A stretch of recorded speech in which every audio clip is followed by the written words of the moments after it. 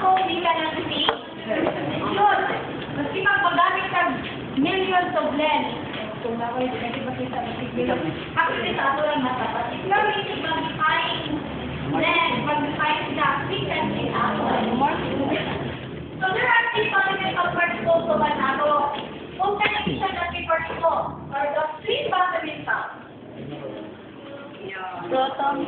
Yes, we have the proton, Neutron, electron. okay, the proton, the neutron, and the electron. The positive charge, therefore, is the proton. Proton. Good. Where we can see the proton? In the Inside of the atom, or located inside the atom. So, the positive proton located in the inside. So, so we have the three fundamentals. The chapter 3 is here, a book, Structure of an Atom, chapter 3.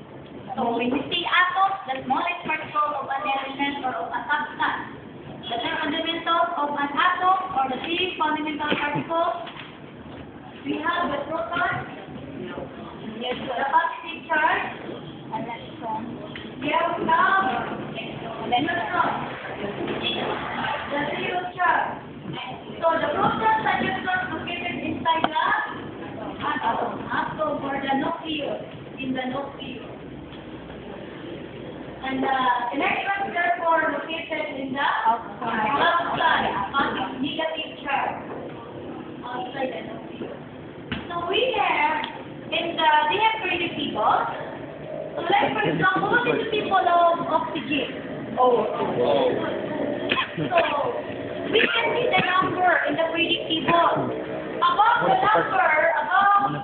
the number of the symbol, number sa minuto symbol, nasa left side.